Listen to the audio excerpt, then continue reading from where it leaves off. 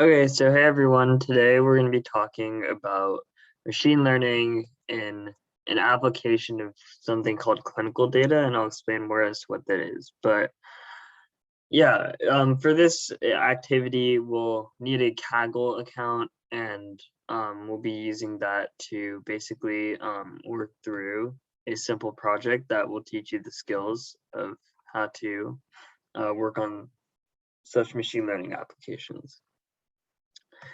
Okay, so this is basically just a brief introduction on clinical data.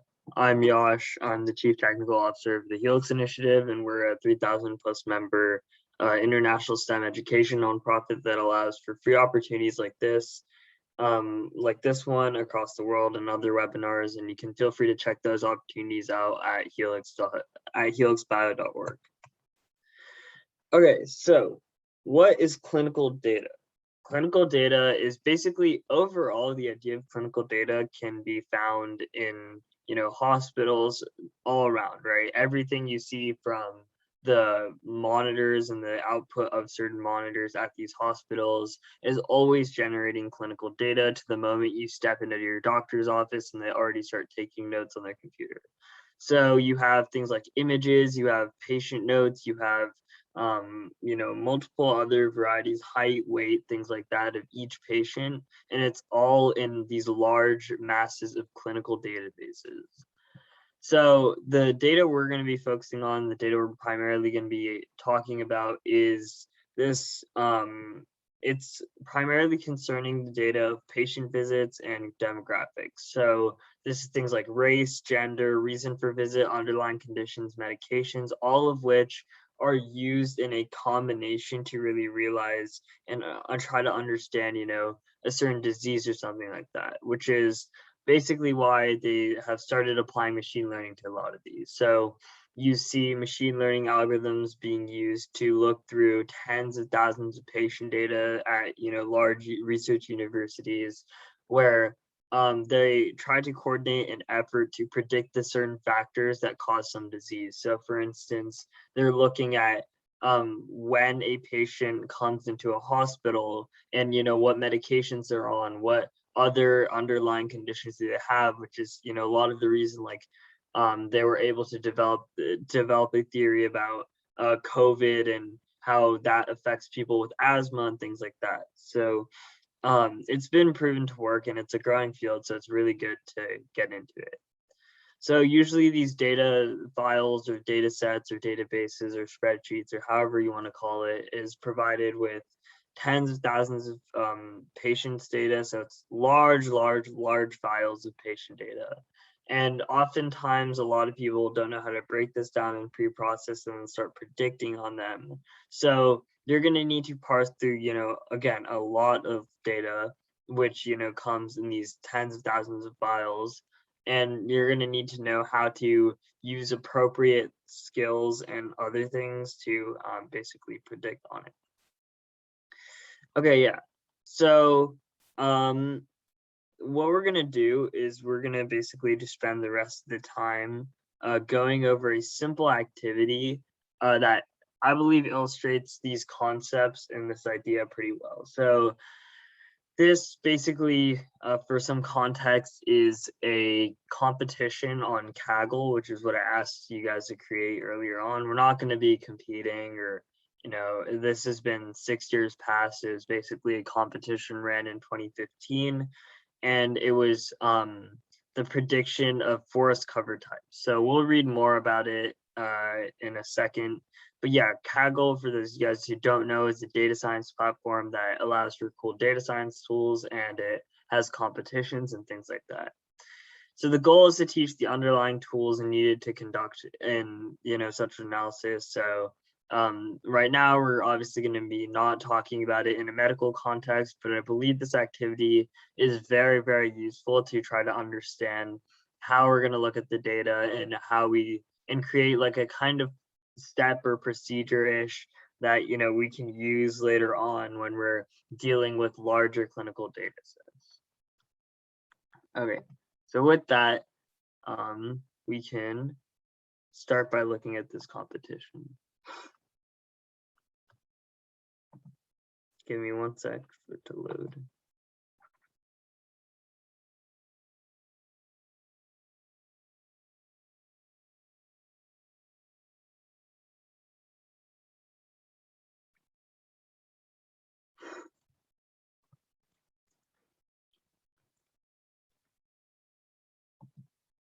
Okay, cool. So now that the data set has loaded, 1 sec. So you should see on my screen. Yeah, camera's turned off. Okay. So yeah, you should see on my screen just a little page here that it's called forest cover type prediction, and using cartographic variables to classify forest categories. Okay, so you can read this in your own time. The main thing we're concerned about is what is the data asking. So let's look at the data tab over here.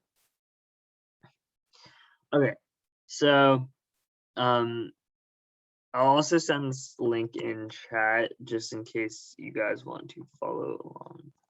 So here's the, we're gonna need to use this, so I'd recommend you open it up. But yeah, and it'll also be in the description for those of you watching on YouTube. So basically, the study area includes 4 wilderness areas located in the Roosevelt National Forest in northern Colorado. Each observation is a 30 millimeter by 30 meter patch. You're asked to predict an integer classification for the forest cover type, and these are the 7 types. So we'll be asked to predict a number based on what we see in the training data. So remember, for those of you who aren't as familiar with machine learning, I recommend you go back and the thousands of YouTube videos we have on Helix's channel and watch a few of them that really go into machine learning. And I can also recommend, I'll put the link to our course at the bottom so you can check that out too. Has a great video on introduction to machine learning. But the basic concept is that when you have a lot of data, what you do is you feed such data. So in this case, 15,120 observations, and you feed that data into something called, into like a mathematical model, right? This would be coded in Python, but the underlying premise is a mathematical model. And with that, you basically have that, and then you feed this into a model that basically uses that data and tries to draw patterns and extract different features between all those data points, and tries to make a prediction on a way for it to predict a future kind of patterns. Okay, so now that we know that, we can start looking at what the data is actually going to see. So we're going to see a lot of data in here, and you'll see it when we start looking at the actual spreadsheet. But basically, you have your elevation. Obviously, it's simple elevation aspect. The way you're looking at it, slope, and then you have all these other data points: distance to near surface water, both to surface water, both horizontal and physical, distance to nearest roadway, hill shade at 9 a.m. So this is trying to look at how the sun is adjusting to figure out how the tree is reacting to the sun at certain times, to see, because oftentimes we can use that to predict how like what the cover types are. And then a horizontal distance to near fire points to see, and a potential flammability of the tree, things like that. Wilderness area, obviously knowing your environment can help out in predicting what trees are there.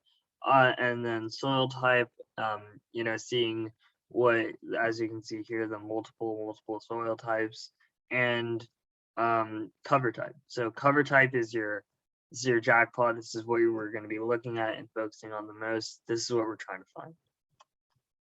Okay, so now that we have that, let's take a look at the data. So this is the main piece of data. There's 2 kind of places of data that we'll be working from. So the first place of data we're working from is the training data. This is what you see on my screen right now. So right now you can kind of see just like 10 columns and a basic outline of it. But as you see here, it's looking at the observations of thousands of trees, right? So you have this huge spreadsheet. This is only 150, but it like keeps adding as it goes down. So you see here, so these IDs are basically the trees, so which tree they're observing, and then whatever follows the ID is the data of the trees. So you have your elevation of tree 1, you have your aspect of tree 1, you have your slope of tree 1, and the same thing for tree 2, same thing for tree 3, right? So you have all these data points for each of your trees, and you can use this to basically, well, this is exactly what you'll use to try to develop a pattern. So let's go ahead and get into it. So I already did some kind of things, and I'll just walk through, but I'd encourage you to type along with me. So what you want to do is you want to click late submission up here in the competition place, and then that should open up a little page here. Just give it 1 second.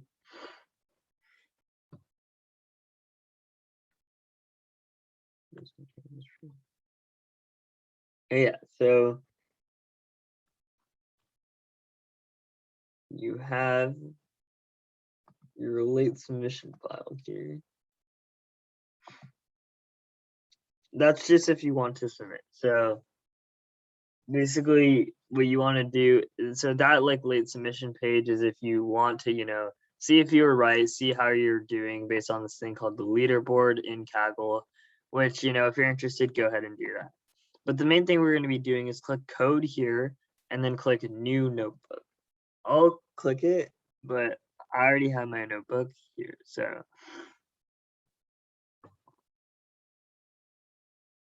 yeah, you will click code, click the tab that says code, and then click new notebook to create a new notebook and get started on working on this data set.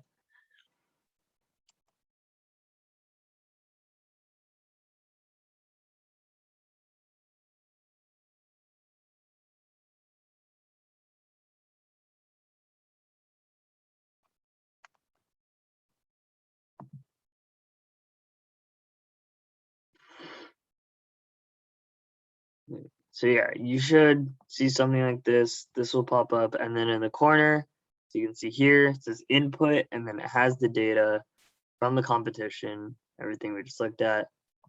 So yeah.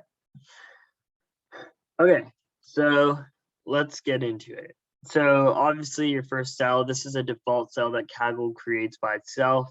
It has a bunch of really cool libraries that, ensure that that's just the basic tools of data science. So it's kind of a cool extension.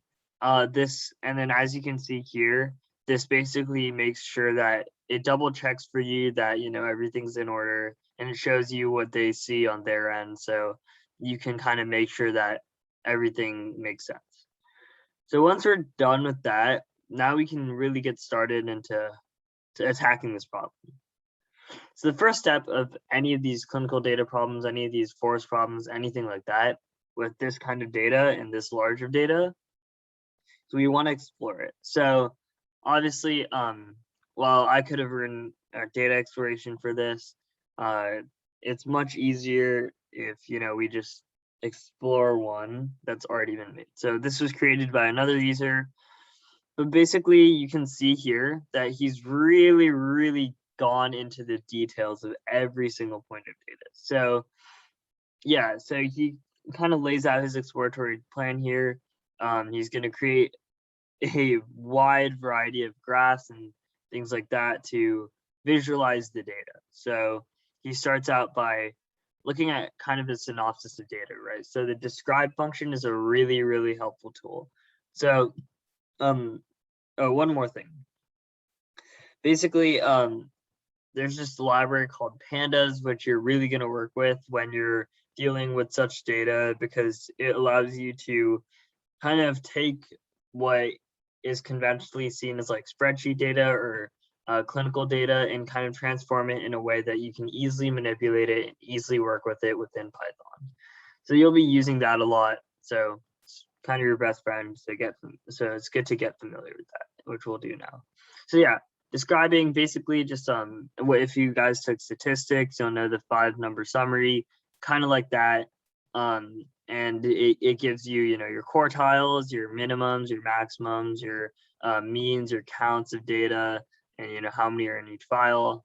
But yeah, so here we can see some histograms, which we can think about, like, let's say we took the elevation histogram, for example, kind of just visualize this data to see how much each count is based on, these are the different elevations and, where everything lies. And then, we kind of do the same for everything else just to see if we're getting some kind of pattern here, right? So we see here that, for example, if you kind of visualize this data, you can see like this horizontal distance to roadways, and this is kind of some statistics, because statistics is very important in computer science and machine learning especially. But we can see that like this horizontal distance to hydrology is very right skewed.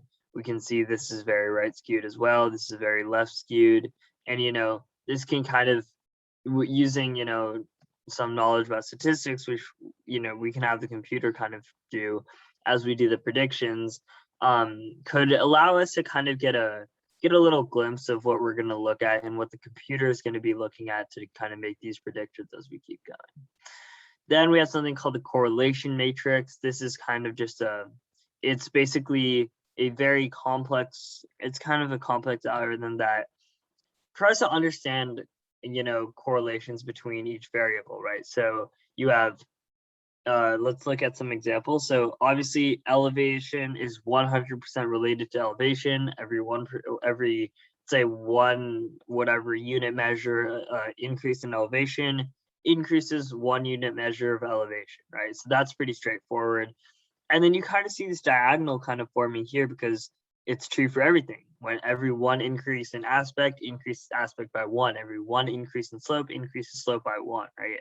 So these correlations are kind of really easy to draw in that sense. Another cool pattern to notice here is everything else though. So we see that elevation has, kind of a negative 0.01 about correlation with aspect, and then negative 0.3 with slope, and negative 0.01 with elevation. And so we kind of developed these ways that we could develop a correlation between these two. So to kind of visualize this, because obviously you're not, no one's gonna like understand just how to use it from a table, we want to look into correlations in something called a heat map. So there's something called Seaborn, and they have a function called heat map, which basically kind of assigns a color to each level of correlation, and then generates something called a heat map where it draws the connection to different variables. So as you can see here, the white is the 1.0, and with that we see that there's white, all of the diagonals as we talked about before, and the blacker sections are more correlated. So you see like hillshade is more correlated with aspect than hillshade noon with aspect. And then same with then you see like these are only like there's like about 4, or there's about 6 big red black big black squares. So we can kind of start to keep an eye on those, right? Because those may become important later on when we start predicting.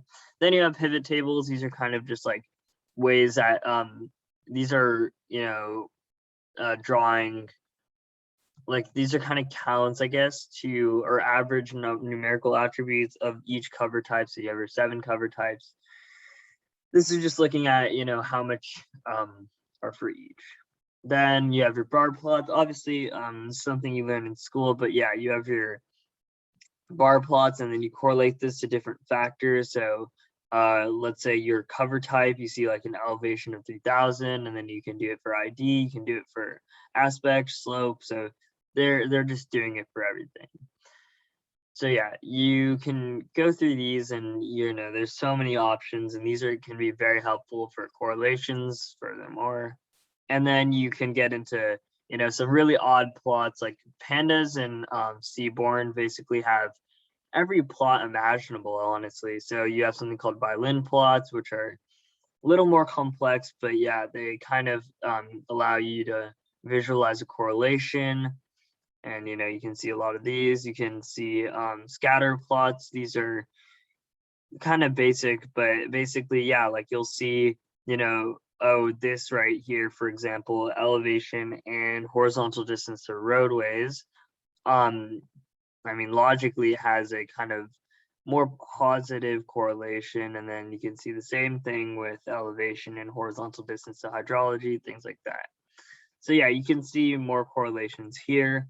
Count plots basically are just counting the amount of things, like the amount of counting the amount of unique entries, I guess, in a column. So you'll see your count plots here. So for instance, if you have a wilderness area and you're looking at all the wilderness areas, it'll see how many cover types there are. And then it'll like check how many wilderness areas there are in a certain column, and then which is a column in the data set. Count that, but it'll also consider cover type. So yeah, that's about it for data evaluation. So remember, the first step is to visualize your data. This will be very important because basically it means you can kind of develop these correlations and develop these visualizations and things like that. Okay, so after that, after we're done with all of the visualization, we do something called pre-processing. Luckily, this data doesn't need much, but yeah. So let's start by, now we can just start predicting and working through it. So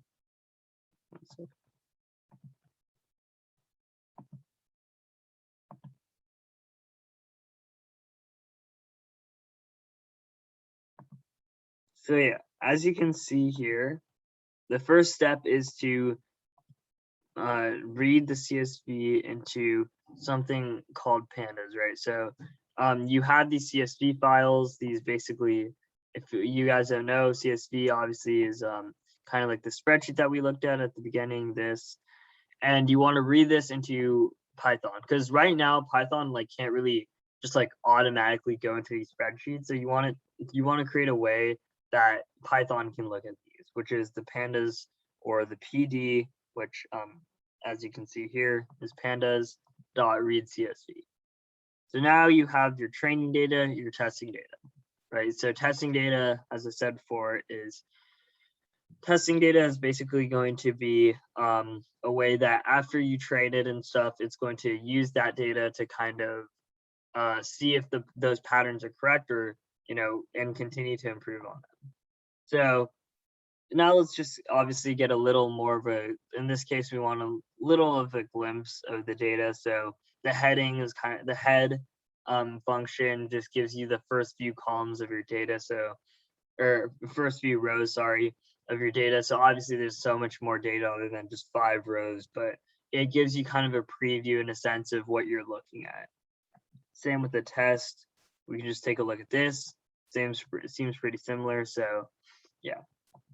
Then for the train.info, this is basically going to give us a bunch of different things. So first, it's going to give us the count. So how many pieces of data are in each variable. So you have, as we already saw before in the training data, we have 15,120 kind of rows that in different observations. And so we collected data on all of them.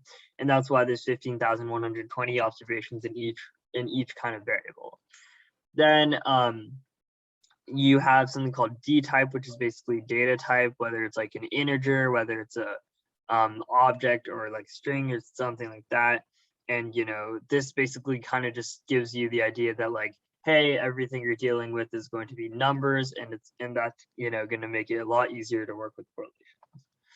Okay, so now this train.isNull.sum, this is just something I looked at because I just wanted to see if there's any null data, because that does create problems, and it's something that you need to account for when you're pre-processing your data. So when you're pre-processing your data, you want to take out the null data because it does start messing with your machine learning algorithm. And luckily, this data set had already been heavily pre-processed, so we see there's 0 null in any of the variables, which is really good. So then we can start going into machine learning more. So we're going to explore three different models. Sorry, we're going to explore the decision tree classifier, we're going to explore the random forest classifier, and then we're going to explore the grid associativity. So basically, your first one here is you have, your matplotlib.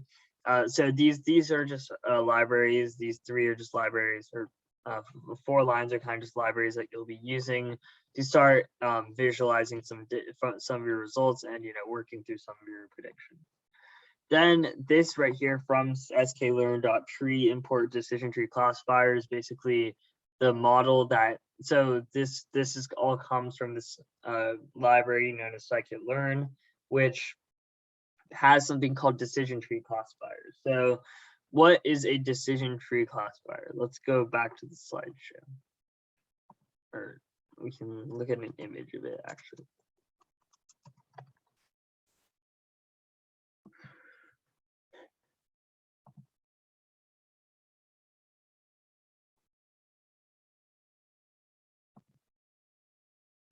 Okay, so decision tree classifier. So let me open this. So basically, as you can see here, this is kind of a more conventional example of decision tree classifiers. Not, obviously any advanced machine learning stuff, but it gives you a good idea, right? So we're gonna, let's say, decide, we're just gonna use like let's just say decide if we're gonna take an umbrella, right? So see here, the weather is rainy and the wind is weak, or then yes, or like the wind is strong, no. Like we're gonna look at all these variables, kind of make a little tree that you've seen before to decide what the next action is, and in this case it's going to classify, right? So if we're to look at our example, let's just say like if elevation is greater than 50, or and like obviously people would wonder why you can't use if statements here, but like you're dealing with much more data, so you can't use if statements. Rather, like if you said like, okay, let's say elevation, if the elevation is greater than like 50 and like slope is less than 3, and you could go on and on and on about different variables. This leads to cover type 1, this leads to cover type 2, this leads to cover type 7, this leads to cover type 3, things like that, right? So basically it's going to be looking at a huge tree. It's very big about ways that you can use different features to kind of predict on what's happening. But before we also get into that, we need to kind of have this basis of training data so that we can train this decision tree classifier, right? So the way we're going to do this is something called train test split. So this is also a functionality of scikit-learn where you can use it by this statement right here and import it by that statement. But basically what it does is it's going to take all the training data except the cover type. So what this cover type does is it basically doesn't consider the cover type column, right? So you have one column that's just the cover type of each tree because we know that, right? But we don't want to use that because we're trying to look at the variable specifically, right? So we don't need that cover type. So we're going to, to create the training and the testing data, we're going to drop this, and then we're going to basically, this will be for the training data, right? So we want every variable except the cover type. And then for the kind of testing data, you want to use the cover type because that's how you're going to validate the model. And then the test size, basically you want to split the data between training data and testing data. So this test size is a decimal of how much it wants to be, right? So this would mean that testing data is 20% of the overall data that you have. So you can use that. So then what you want to do is do something called, in usual cases, like we have our model DTC, which is the decision tree classifier. And so now we can't just like have that and like just try to predict stuff, right? We have to start training the model and then we can predict it. So the way we're going to train that model is we're going to fit this X train and this Y train.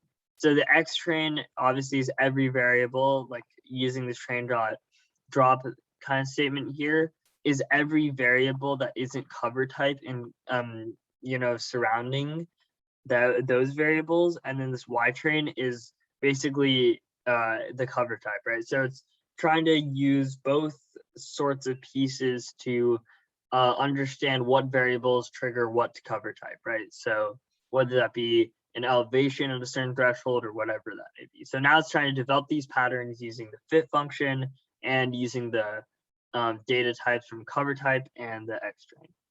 So then we have this thing called DTC score, X test, and Y test. So what did it do just now? Basically what it did is it said, okay, so machine learning algorithm, now that you're trained on a bunch of training data and a bunch of training variables, and you know what the right answer is and what the wrong answer is, let's put you to the test. So basically this is like if I were to give you a homework assignment and then you were to do it really fast, and then you're to get a couple wrong and then see the right answers, and then you kind of know, so now you're prepared for the test, right? So the way the test works is it throws you a bunch of problems. It throws you a bunch of kind of variables, whether that be elevation, whether it be aspect, whether it be slope, whether that be hill shade, whether that be, a bunch of other variables, except for the cover type, right? So now it's going to throw you all those, see how you predict, and then it's going to use the Y test to see how good you did. And this is going to give you a kind of score to see your accuracy, right? Okay, so now that we have all of that, we'll basically just fit the model and then we can predict it. So this basically just generated a new, so the pred is another data frame basically, and it's containing of the predictions, right? So it's looking at the ID and then it'll give you some cover type. So we're about to see that actually in action. So if we run this, what's going to happen is it's going to kind of formulate this data set, this data frame, which is what we've been using. And now it outputted a CSV. So let's take a look at this, see if it actually works.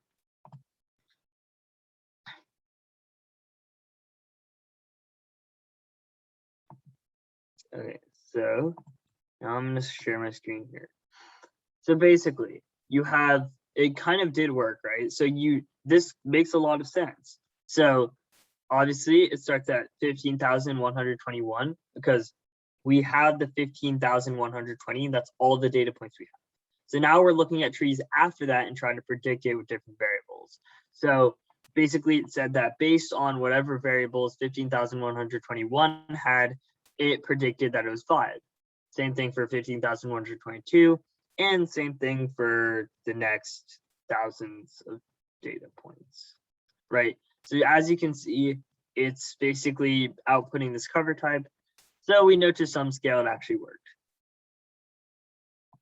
Okay, so now let's go back to our little Kaggle notebook here and look at the second one.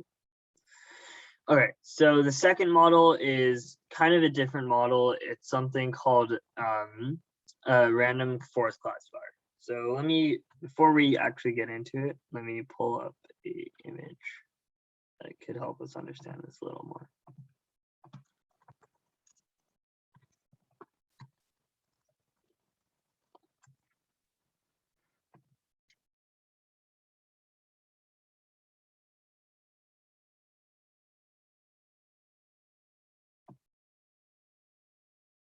Okay.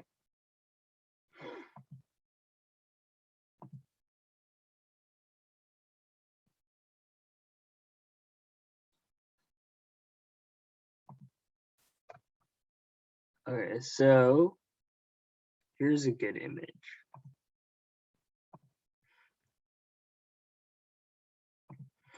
Okay, so as you can see here, we're looking at this kind of a collection of 6 trees. So let's take a look at this. So you have your sorry, I meant 9 trees. Anyways, but yeah, basically you have these kind of trees that are looking at, so you have this overarching branch of the data set, right? And all the variables and things.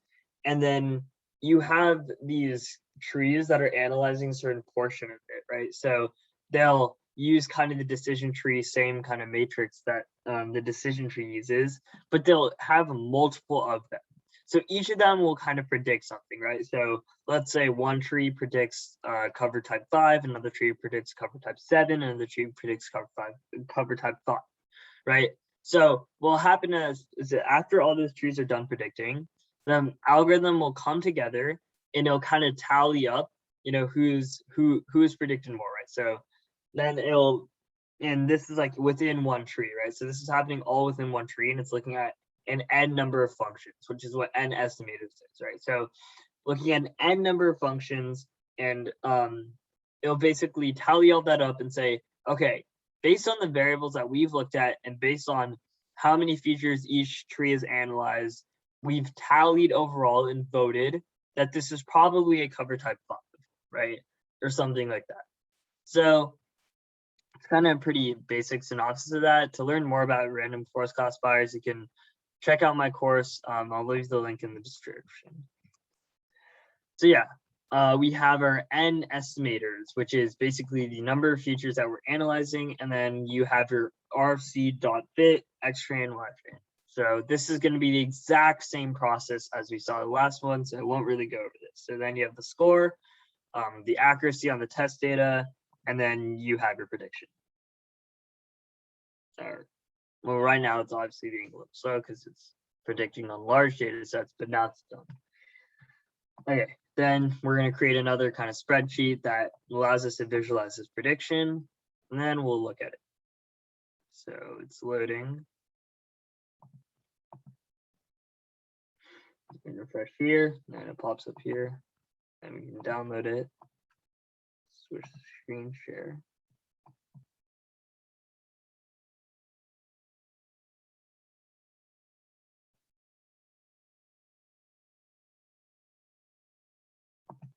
Okay, so let's take a look at this.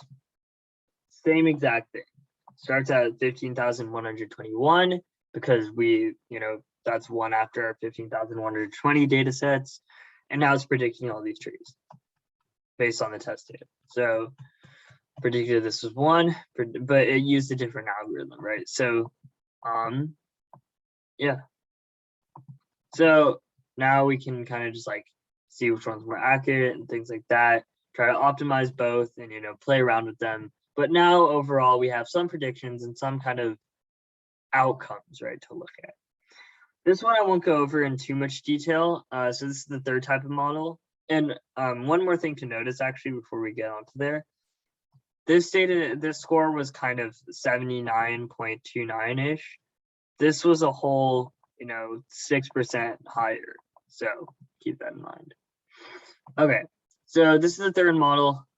This is the more complicated model, and it integrates a bunch of different models. So I'm not going to go too into detail with this. It's something called grid search CV, but this is something you'll be working with as you get to the larger data sets. But yeah, it kind of does take on some of the basic concepts though. You can see here, these two things. So grid search CV is going to be the model that's going to be executed on, and then you're going to create something called a pipeline to feed that into grid search CV to kind of act on. So your pipeline here is basically a classifier. It's going to be the random forest classifier, and then you have something called the parameter grid, which is basically the parameters for the model, for the grid search CV model, which takes a lot of parameters. So you have two kind of, as you see indicated by the curly braces, two kind of big models here, right? So you have your logistic regression model, and then you have your random forest classifier. And as you can see, they have different parameters, and I won't go into too much detail of these because it's for another day. But yeah, basically these are parameters that each of these models require. And then you use your classifier, create a grid search CV classifier, and input all the parameters. So you have your pipeline from up here, your parameter grid from up here, your CV, and then your verbose, things like that. Then you want to fit the data, same exact data is being fitted. So notice how in every model, we're kind of doing the same procedures at the end to try to understand the outcomes. So we can run this, and it's working. Basically just getting some of the data. I'll stop running when it's done.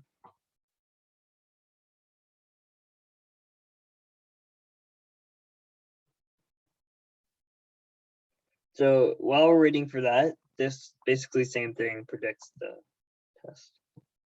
I'm going to set that to queue for running.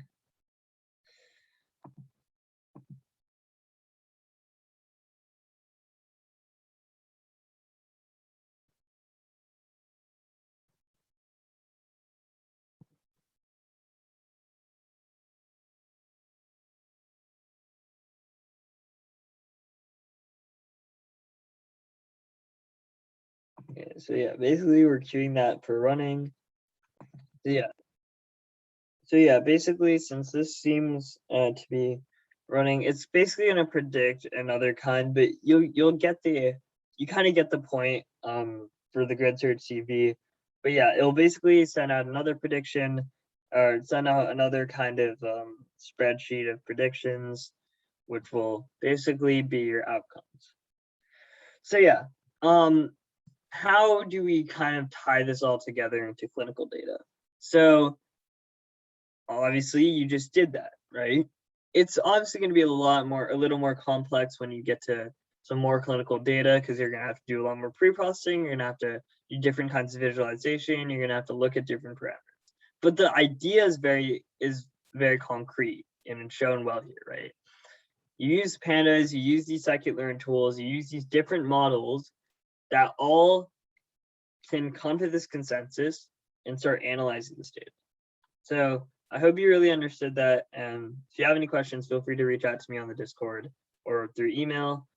But yeah, thank you for coming, and I'll see you guys later. Have a nice day.